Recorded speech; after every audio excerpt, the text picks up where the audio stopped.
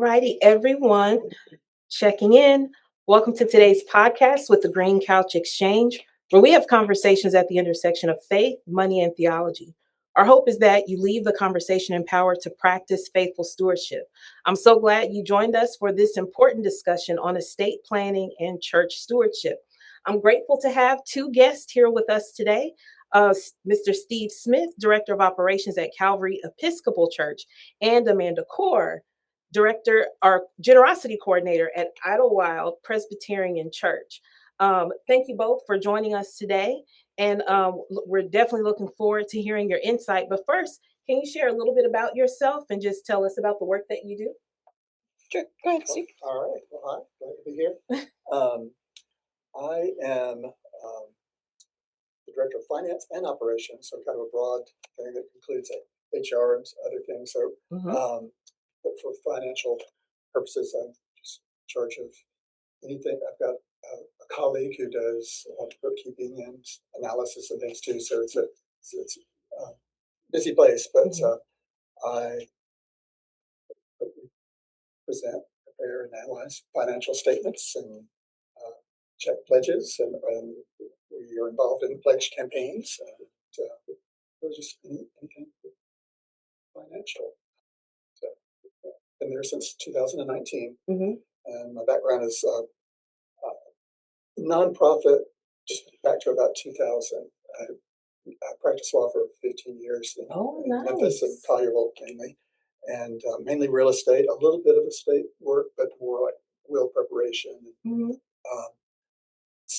But then I went to New Orleans and started working for two historic house museums, and they were definitely nonprofit. Wow. And that was fun, but it was similar to what I do now. As far as got to raise money to keep it going, and we talk about this in this program, but we have an endowment that we have an endowment there. We've got one here, and how do you manage that? What do you do with the money? How do you raise that?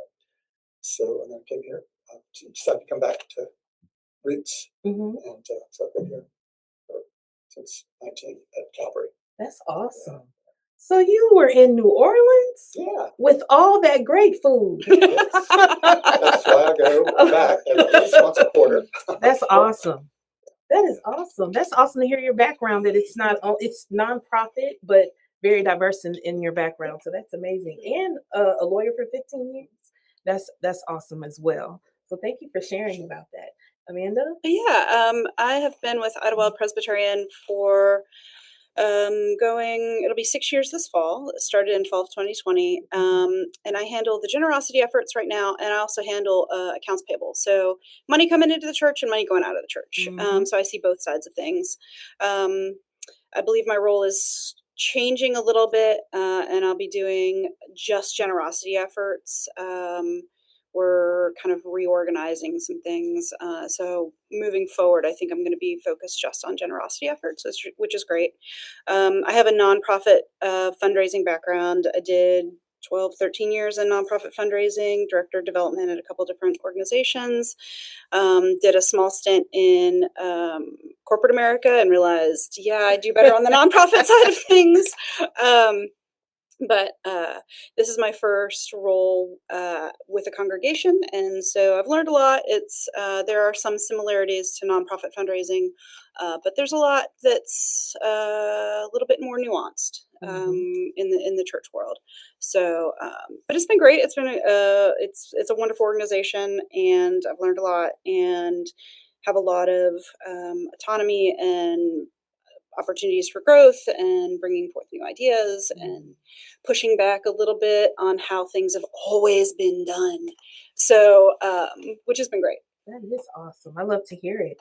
Why do you all believe that estate planning is such an important topic for churches right now? Or just, why do you think it's an important topic, just period? Well, personally, I think that if churches don't really push for estate planning within their congregants, they're not going to be able to remain viable in the next 20 to 30 years. Congregations are shrinking across the board, and capital expenses just keep increasing, and annual giving oftentimes is just covering operations, right? And so estate planning is really an amazing opportunity for congregations to be able to build a nest egg, build an endowment, be able to put money aside for major capital improvements or even just deferred maintenance. And so I think right now, with the massive transfer of wealth that's about to happen in our country, like it is absolutely essential to do it right now. If it's not already in place, do it right now. Get it started. Ditto. When I was in New Orleans, I worked for a museum, but I also went to a large Episcopal church there. It was the same scenario of national the congregation shrinking. Still a great place, great worship service and everything, but we had this magnificent building that was built in the 1880s. That particular church has been there, not the building, but the congregation since 1805. So it was the oldest non-Roman Catholic church in the whole Louisiana Purchase territory. And so it's a great place, but it's shrinking and aging. So you may have a lot of members, but then if they're in their 80s and above, that's not going to last. So what do you do with this amazing building when you have structures? Something that was done in the 1970s was wrong to do some roof repair or some paint repair to stop seeping of moisture, which they have a lot of, and it cost you $1 million just to take the old paint off. Sure, it's got something in it and stuff. So things like that are just, you can't even plan for that. I mean, so, asbestos abatement, lead abatement, all of it. I mean, it's so hard with aging infrastructure. Wow, that's interesting. I do want to make sure that those who are watching understand what exactly estate planning is. So can you all define that? Sure. I mean, it can be as simple as a statement in your will that says, I bequeath Idlewild Presbyterian X number of dollars at my passing. That can be a very simple piece of an estate plan. It can also be a lot more complicated. It can be donating assets. It can be donating real estate. It can be donating physical property. But the easiest thing to do is just to do a line in a will that says, I bequeath your church. Really, if you can push for a percentage of an estate rather than a dollar amount, because many donors will underestimate the value of their estate when they pass. And so if you can encourage people to leave a percentage of their estate, it often will end up better for the church in the long run. Because people underestimate it all the time. And, when they do their will in their 30s, 40s, 50s, what have you, a $10,000 bequest to them at that time could feel like a lot. But then as they age, as they retire, as their pension funds come to fruition, $10,000 may not be a very significant amount. And also with inflation, $10,000 30 years from now, that's not a huge sum. So by doing a percent, oftentimes it allows for people to be able to handle their end-of-life care expenses and then also then still leave a substantial gift to the congregation.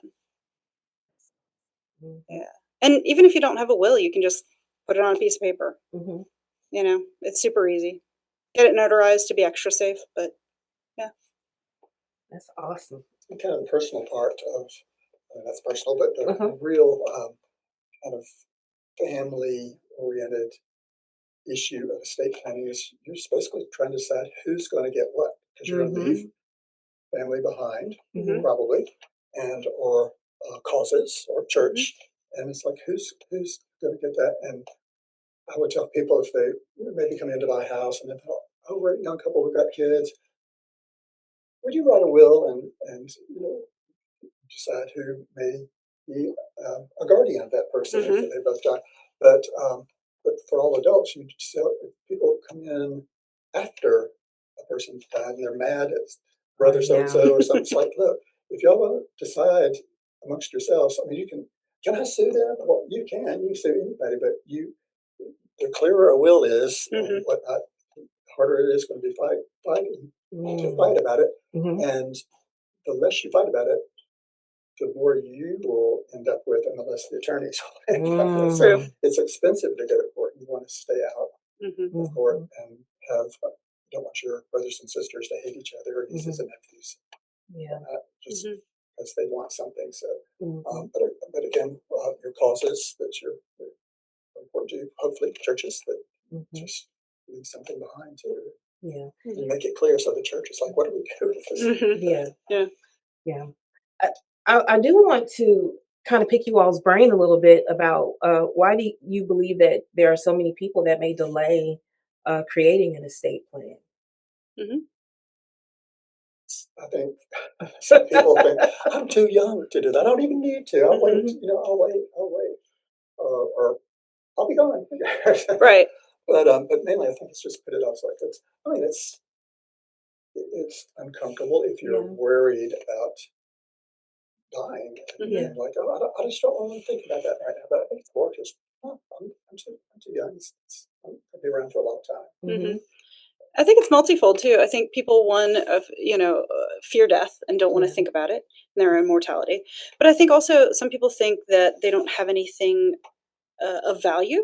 And so why would they go through the cost and the hassle of doing an estate plan? Because they don't feel like they've got anything left to give. But I think that's oftentimes misguided. And some people just don't want to deal with the hassle of it. They don't want to think about it. I know when I had kids, that was when I put my estate plan in place, because I wanted to make sure that there was a plan in place for if something happened to me and my wife. Like, I wanted to make sure that we knew what was happening to the kids, that there would be some continuity of care. And so that really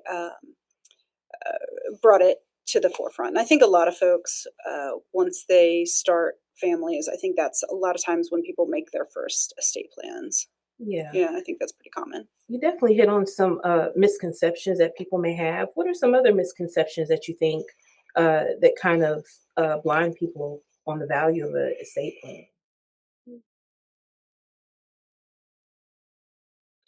I think sometimes thinking about leaving a gift, especially to a church, there's some hesitation there if the church doesn't have a good established policy in place for how those estate gifts are going to be handled, right?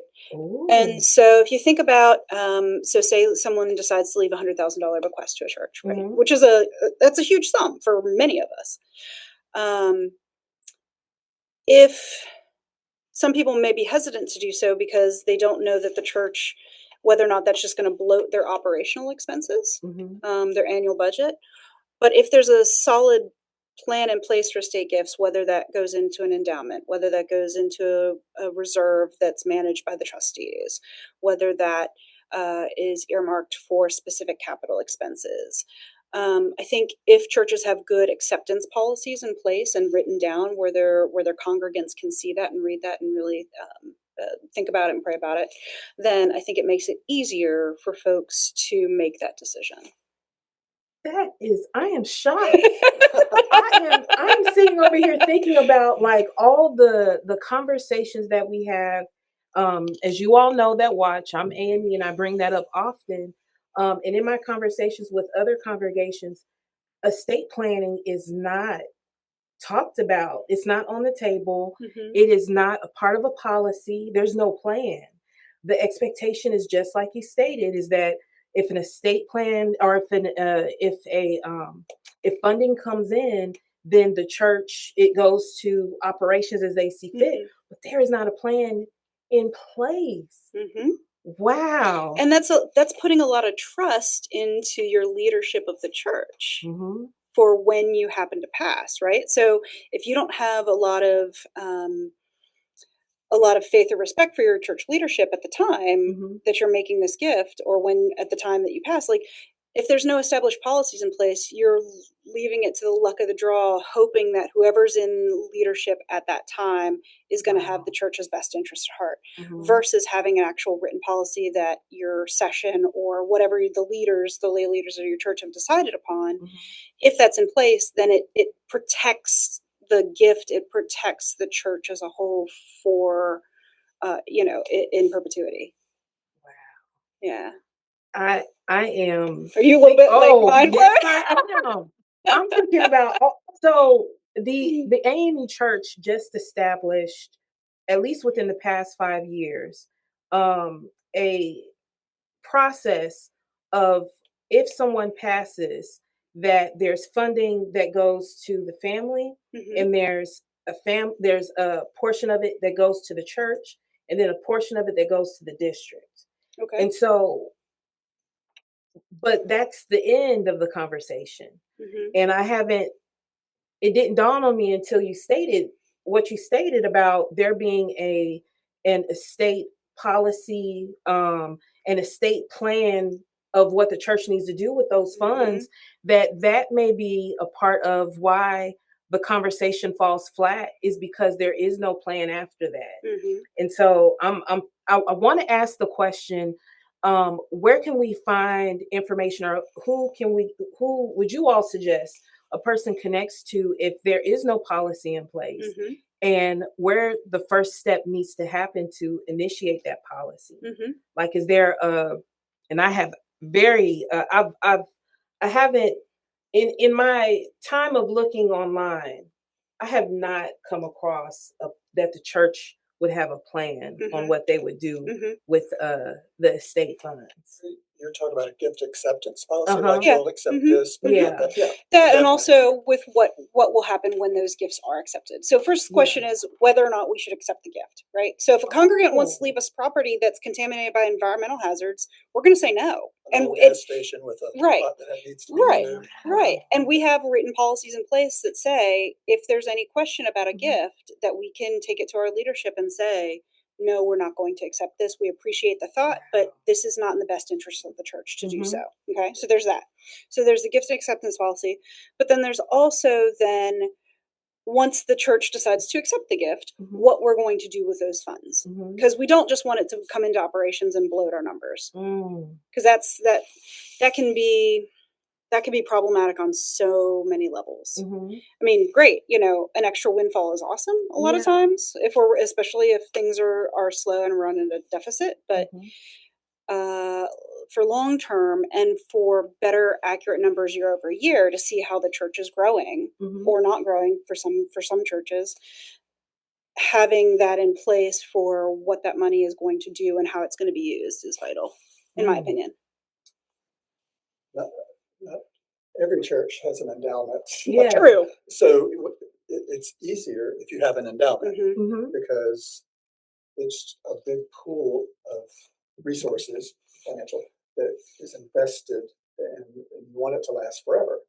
So you have calculations that you only take a certain amount out of the endowment, and you can. That's where you decide what you want to do with it. If you want to give a certain amount to general operations, and a lot of churches live off that. Both churches have do that. But there's a gift acceptance policy with the church, though. If somebody might just say, I'm going to leave it just to such and such church, but it doesn't necessarily go to the endowment, then that policy, gift acceptance policy in the Episcopal Church, the vestry, session of the Presbyterian. So they would decide, do we want to put that in the endowment? So, but somebody could just say, a donor could say, I want this to go to the Idlewild endowment, to the Calvary endowment. And that makes it easier. But there is that decision where it's just to Calvary Church, Idlewild Church, that they have to decide. A governmental body usually says, and policy may be, if it's over 10,000. So you have, that's one of the main policies. But like Amanda said, it's also, there's some things you just don't want to be left. A piece of real estate that has other heirs owning it too, other people, other beneficiaries. Privately held stock. Yeah. So do you want something with, it's got a house that has a mortgage on it? Well, you have to have, or a piece of land that's landlocked. We had somebody left interest in mineral rights. So do you want to fill with that? Or if you want to fill with it, do you have to pay taxes on that land, or it's going to cost you just to keep it, so you can strike oil later on? Right. So there are all kinds of things to consider. But the endowment, if you have this endowment, it's makes it general and lasts forever. That's where the word where the word legacy becomes so important to a donor, because it's like you can tithe or give offerings for like 2026, and it's going to pay the light bill. We need that. But if, as a bequest, if you left it to the church that would go into an endowment, you know that money that you gave is going to stay there. It's the income of that money that's going to go and could last forever. Yeah. So for Idlewild, our endowment, we have very strict parameters around our endowment. So we can only draw 5% annually of the 3-year average of growth. So we've had 3 really bad years as far as investments are concerned, then we don't draw anything, right? Or it's a very minimal amount. But if the stock market does really well, our investments do really well, then that brings in more revenue into the church. But that those earnings on the endowment are earmarked for 2 purposes only. So half of it is used for house and properties projects, and half of it is used for outreach work. And so the monies that were donated that ended up in the endowment, that helps then the revenue that comes off, the investment revenue, is what funds those 2 pieces. And that really helps with some of our major capital expenditures each year, especially, our building's almost 100 years old. And so there's always capital projects that are happening and that are much needed. So people on the same club. Right. Wow. There was a name of the document that you stated. I can't remember what it was. The estate acceptance agreement? Gift acceptance policy. Gift acceptance policy. Mm-hmm. Okay. And so gift acceptance policy. And you can Google that. You can find sample gift acceptance policies from nonprofits all over. Wonderful. Mm-hmm. Yeah, That's it's wonderful. Great resources out there. Are there any books that may speak to the establishment of estate policies and plans that may be helpful? Yeah, there are a ton out. There are a ton out there. I would suggest a good resource to look into would be the Association of Fundraising Professionals. In the nonprofit sector, that's really kind of the gold standard for fundraisers. And it's an association that you join, that you pay annual membership dues. They also have credentialing opportunities as well. And so they have a ton of resources that are available online through the association. And so even though it's not specific to churches and congregations, it is a wealth of knowledge as far as just the nuts and bolts of fundraising and things like gift acceptance policies or endowment policies or the basics of estate planning, that kind of thing. So it could be a resource for folks that if you're not hooked into the nonprofit fundraising world, you might not be aware of. That's excellent. How do you all help people see that estate planning is necessary and it's an act of faith and love as well? I think if people feel called to give on an annual basis, that it's an easy reminder that, after they pass, they want the church to thrive even after their annual tithe is not available anymore. And so leaving an estate gift allows them to kind of endow that tithe in perpetuity, which is a great way of looking at it. If you're giving of your time and your talent and your treasure during your lifetime, one would hope that you want that to continue after you pass as well. Absolutely. Also, just practical on Sundays when you're doing maybe ministry fair or something. Always have a little bit of planned giving. That is good. Okay. So during ministry fairs, because I know whenever we have vendors at different events, I see the financial advisors there, but I don't recall seeing anything in regards to estate planning. And that would be good to have a table that's out there or a workshop that's geared towards estate planning. Sure. Before we started recording, we were talking about the age requirement for when a person establishes or becomes their own household. And I know that for the AME Church, it's 18. Oh, Yeah, interesting. so when they Okay. graduate from high school, and they are now adults, that they now form their own basic household. That's good to know. Yeah, so I was interested to hear about the number that you had. Some trauma kind of came up behind the age, just because I remember when I graduated from college at 21, and then it was time for me to get my own place and pay my own bills. And then when it came time for taxes, my mom was like, well, do you want to be on mine still? Or do you want to do yours? And I was like, I don't understand. I thought I was on my own. And she was just like, well, let me explain. And then I'm looking at these options. And then what really hit me, this was really a traumatic experience. I look at the camera when I say this. I was so traumatized. I was in a program, a rotational program, where we spent 6 to 8 weeks in different areas around the country.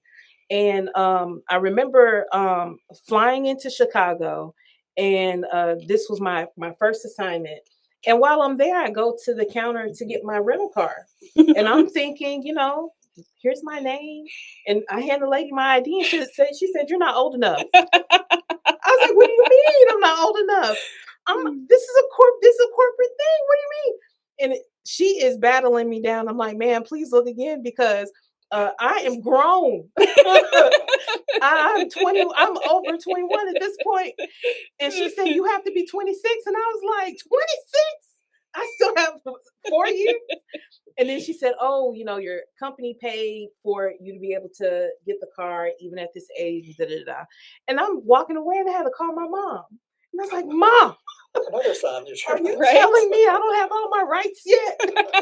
And she was like, oh, this is true. It's you true. cannot rent a car on your own. And I was so shocked behind that. So when you said 26, I was like, oh. I was like, oh goodness.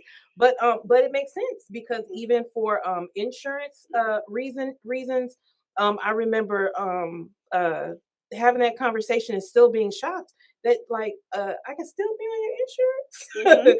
And car insurance, medical insurance. And I was just so shocked behind that, running up on that. And then now, even in the church, being defined as your own family. But as we were talking, it dawned on me that even in the generosity sector, that it still feeds into the data, the assessments of households, numbers, those types of things. And I thought that was really, really interesting as well. But even for someone who is establishing their household, how would that conversation about estate planning be presented to them, possibly different than someone who is already has children and things like that? How would you all approach someone who is just kind of fresh out of high school, or fresh out of college, or fresh out of 26? Sure. I mean, from my perspective, what I would do, when they first get their, when they get their first big person job, right? When they get their first professional job that maybe has a 401k or a 403b or some sort of retirement plan, right? So one of the easiest things to do would be to list charities as beneficiaries of that plan, because it's just a beneficiary form. You don't have to have a full estate plan. It's just, who do you want to receive your retirement account when you pass, right? Oh, that's good. And so that would be a really easy way to do it. Same with life insurance policies. Life insurance policies and retirement accounts don't typically, how they're distributed is not covered in your main will or your estate plan. So it's they actually have their own beneficiary forms. And so that's a really easy way for young people to start thinking about that and to start thinking about the process. I know it when I was that age, my beneficiaries were my mom and my brother. Yeah. That was it, But planting those seeds of, hey, if there are causes that you care about, that's an easy way to do it, because you can split your beneficiaries. You can have 10 beneficiaries if you want to, and they can each get 10%.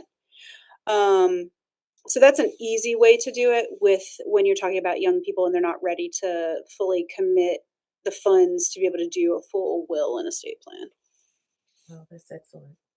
And kind of just naturally, not kind of a concerted effort, but with naturally a younger person wants to start pledging during, we call it annual giving, stewardship. Same. During that season,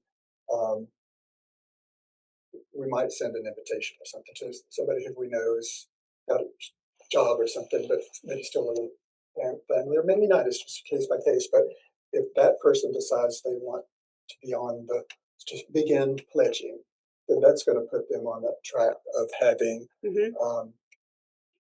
just more education gear there that way, or an invitation like on a pledge card advertisement, like, this is my pledge, monthly, this, and this, and then maybe something at the bottom.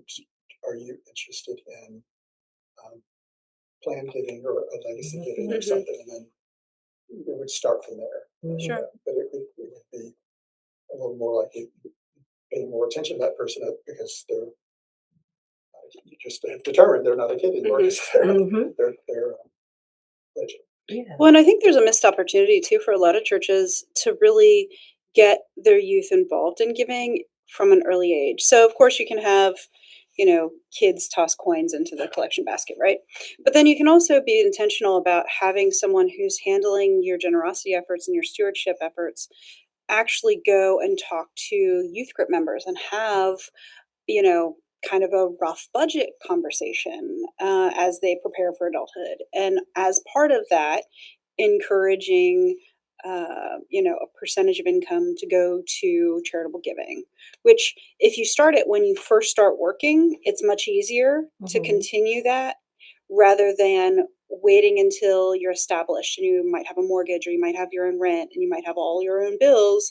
It's harder to carve out funds for giving once you're already established. But if you start doing it as a practice before you have all those bills and real life responsibilities, adult responsibilities, it's easier to build that into your monthly budget if it's already part of your practice. And so really, I've been working with our new youth leader about trying to get in and educate the kids, from middle school age on pretty much, about the importance of it and establishing that concept of generosity and giving from a young age. And that ultimately, while I'm working for the church, I'm probably not going to see the fruits of those efforts, but down the road, the church will see those fruits. Wow, I love that. It didn't even dawn on me until you shared when we do our 401ks or our 403bs that there are lines and there are percentages. And I don't think that conversation is happening. At least, not in my context. It's not happening, but it will. It's super easy. It is. And it's something that we don't think about. But if the conversation is had, then I think that would be something that'll be at least a seed sown so that it can grow. But I think those are amazing options that you all gave.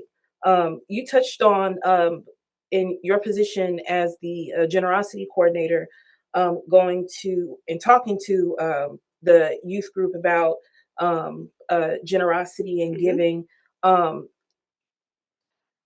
My first time coming across the title generosity coordinator was when I found you online. Okay. Can you share about what a generosity coordinator actually does?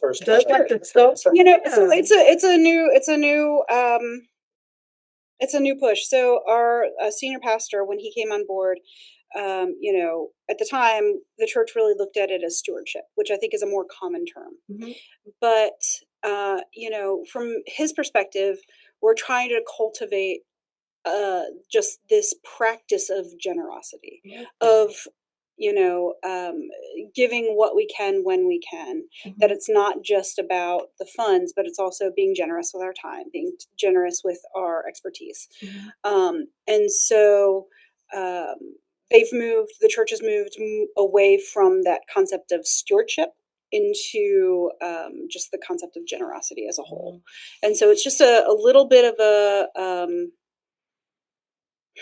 semantic change, really. But I think it's also beneficial long term in cultivating this idea of being able to give what you can give when you can give, not just as far as the funds are concerned. That's awesome. That is amazing. A few episodes ago, we were talking about cultivating an environment of generosity and how it just doesn't start and stop on Sundays, and it's something that that's in you, that lives. And so I am not only intrigued by how you engage generosity within your congregation so that they can see that generosity is already there and how you can cultivate it. But what would you say would be a good way for churches who may lean heavy in stewardship, how they may need to also bring up generosity a little bit more? What would be some of the ways that you believe would be helpful to do that? I think talking not just about the funds, but also talking about the gifts that people can share. Because a lot of times, our congregants are highly skilled in various areas that would be beneficial for the church if they would have the ability and time to be able to share those talents. And so just cultivating the idea of, these are ways that I can help the church, even if my funds don't allow, I can support the church in other ways. I can, bring a friend to services. I can, come paint a wall on a weekend. I can, whatever that looks like for those individual people. It's just a way of how can I help improve not only the church world, but then even the world as a whole. And how we can all contribute to making the world a better place. That's awesome. I'm almost thinking that it's a shift of the gift being what's in your hand to you, the person, are the gift. And sometimes when we're sharing about giving, I know primarily in the African American tradition, a lot of our giving is in tithes and offerings. It's not, you all have mentioned endowments, and it's not so much endowments or estate planning. And it's making me think about and consider what you just brought up about our verbiage and how the verbiage changes and shifts our shifts how we operate in spaces. And so I love that your senior pastor came in and said, stewardship is great, and generosity as well. And so including that in there. Because even when you are trying to think about money, like, am I going to make my goal for the budget?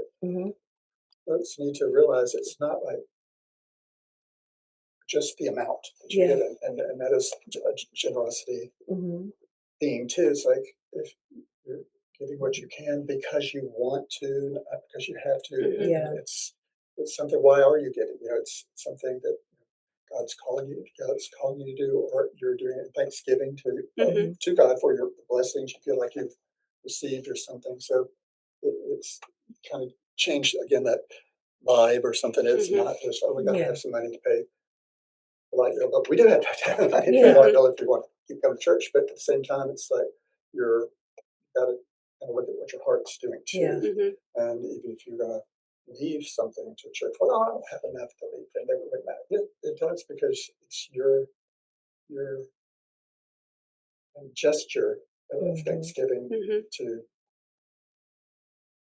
God that you're going to worship. Absolutely. And to piggyback off that too, I know our senior pastor has really focused on the concept of abundance over the last few years, and really trying to be more mindful about sharing the ways in which abundance shows up for each of us and how that looks different, and making sure that people are being grateful and showing gratitude for that abundance, and really focusing on that rather than from this position of scarcity. Yeah.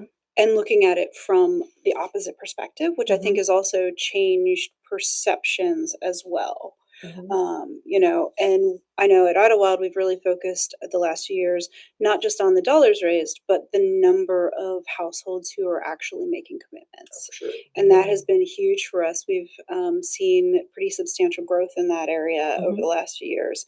And that has been intentional. It's changing messaging rather than, we're trying to increase annual giving by 5%, right? We're trying to increase number of households giving by X percent, so that we can get more people just in the practice of annual giving. Because long term, of course, that's gonna pay off eventually. That's excellent. I do want to move into currently what you're doing, Steve, at Calvary, and that's legacy. Can you share more about the legacy giving and what you all are doing now? Yeah, it's pretty new or revived from not having done much in the past, but Calvary has an endowment, and they want to educate we want to educate everybody there, the members, even vestry members. Sometimes a new one might say, a new vestry member, so wait, what's the endowment? What does it do for us? So we want to educate folks about what it is, but then also make sure it's still going to be there and grow too by not just the investment portfolio going up, but folks giving more to it. And so just started a campaign, I guess, or a program to come up with how to approach pledgers or members, not necessarily pledgers. And it's going well. And part of what they're doing is when you decide that you might want to contribute down the road, that you belong to something called a legacy society. You name it anything you want, and it would be like something you would have a party every year of those members. And it's not you say, oh, what I've done, but to encourage other people. It's like, but we're thinking about the future, and legacy is what it means. Something that you're giving, like you said, you might not see your work come to fruition for the kids, but it's going to. So, and same for anybody who gives something to an endowment, that it's going to grow and kind of get the message out that when you're pledging every year for 30, 40 years that you go to the church. Well, then when you're no longer here, that pledge stops. But you wouldn't have to if you left part of your estate to the endowment and or just to the church.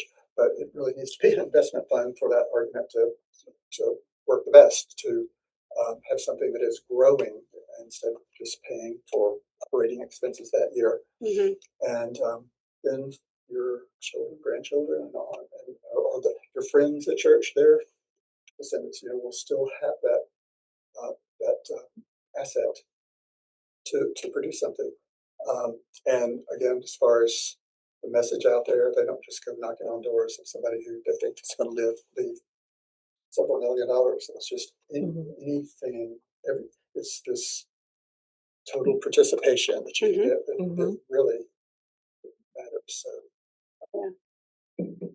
but it's brand new, so they're in the process of having smaller groups meet people's houses and things just to discuss. Hey, this is what it is. This is what it does. And stuff. So, and that endowment does turns around and pays for like you have dual purposes for it, but it will pay for a good part of operating expenses. But if something else big happens or something, they can. It's all for the benefit of the continuation of the church. So it's a good thing to have if you can. If you can do it. We also have a legacy society at our church. It's called the Cornerstone Society, and it was started I think 2 years ago. And we had over the life of the church, a number of times where legacy giving and estate plans were more targeted and more focused.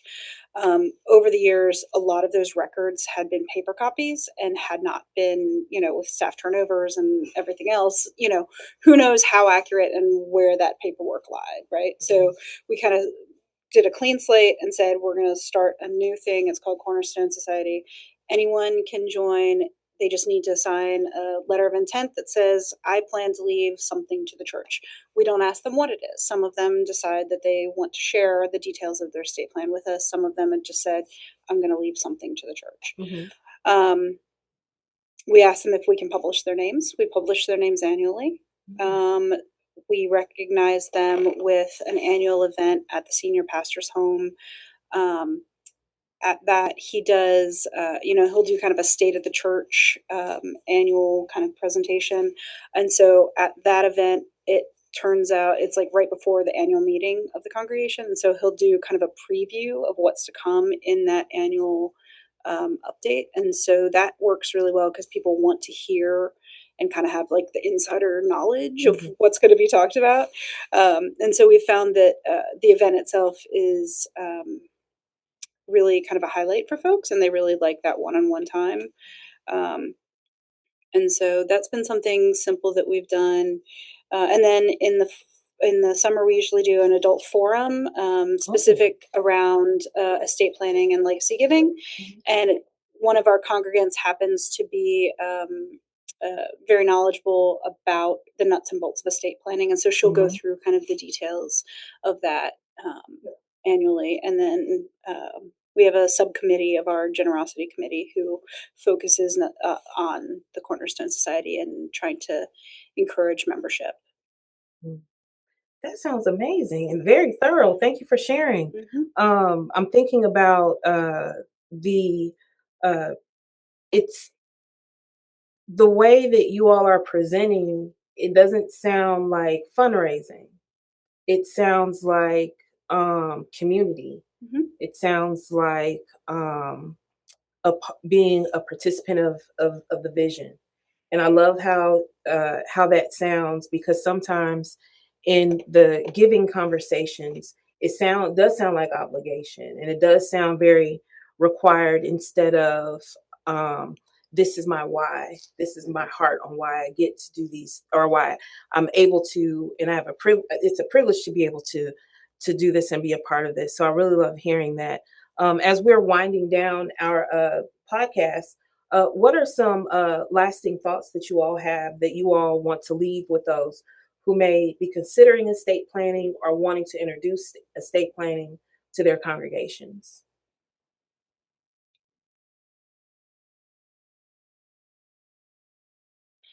I would say just do it. Just start it. I know it seems overwhelming. I know it seems daunting to get it started. It doesn't have to be super complicated. We started with on our annual pledge cards at the very bottom, it just has a little box they can check that says, I'd like more information about leaving a planned gift to the church. It was that simple. And then I would just follow up with a phone call to people who check that box and say, let's have a coffee. Let's talk about what your thoughts are. Let's figure out what makes the most sense for you and your family and your situation. And learn more about them and how they want to support the church after their death. So it really can be that simple, or having a form on your website. The easiest thing to do is just to put on the website, this is the name of the church, this is our tax ID EIN number, and give a very easy sample verbiage that someone can add as a codicil in their will if they have a will already, or just a piece of paper that they get notarized that say, I bequeath X to the church. Here's their EIN number. Here's their address. That it's really that simple. At Calvary, with this legacy society, we had 2 people at church, so members, not employees, just said, but they were involved with the endowment. Said, we're going to keep this going, and it was kind of like you were saying. Just they were the ones that said, "Okay, we got to do it." So they started that. It wasn't staff analyzing and whatnot, but we help out a little bit. But at the same time, that got that going, and it's not finished yet, but it's going to happen. One kind of follow up with like the checking the bottom box. After all that happens, after you do the estate planning and leave something to church, we invite people just to let us know. We don't say how much to give or anything. We just say, would you mind letting us know that you have remembered us or something? And that's where, like, my position, I would have to kind of keep up with that. And years down the road, if somebody does die, then it's like, oh wait, they're on the list of having told us that they're going to give. So there's some kind of, I won't say back office, but there's some office work that has to follow up with giving, so that gift will happen. And we encourage them to do it so that we can recognize them during their lifetime. Yeah. Because we want to be able to thank them. We want to be able to recognize the fact that they are leaving this lasting legacy. Because that is important to recognize their contributions during their lifetime. Now, some people, of course, are going to say, no, I don't want to be recognized. I want to be anonymous. Don't recognize me. Even after I died, don't recognize me. And that's fine. It's personal preference. But it's right. Yes, absolutely. No doubt. But yeah. This has been a very fruitful conversation. And this has been amazing and highlighted a lot of stuff for me. I know that I'm going to be taking it back to my denomination so that we can start putting some things in place. I think what you all are doing is amazing. In addition to giving people flowers before they're gone, and I love the engagement of the young people, and even the addition of, I'm thinking about when I first got my first job, and I contacted my parents, and I was like, oh, so who do I put down as beneficiaries? And what about percentage? And what if I give somebody a little bit more? Who's going to be upset? And thinking through those questions. Yeah, but you're going to be dead. Not wanting to leave a fight after my death. But the idea that church never came up. And thinking about how vital that would have been at that time, that I would have put down the church, and how important it is to have those conversations. So thank you all for the work that you all are doing and for coming on the podcast. And I'm sure that there will probably be people that will reach out to you after they see this podcast. And so we're so grateful. But again, for those of you all that are watching, definitely please consider everything that has been stated today during this podcast. And to think about generosity and stewardship and estate planning in a different way. And even talking to your senior leadership, if you haven't talked to them about it, about incorporating it, because I think it is important to leave a legacy after you've transitioned into glory. And I think this is a very important conversation that should be had, that currently is not happening as much as it should. So again, thank you all for joining us, and we'll see you all next time for our final podcast tomorrow at noon. Join us. And again, the Green Couch Exchange was established in order to empower people to practice financial stewardship. You all take care. Thank you. Thanks for having us.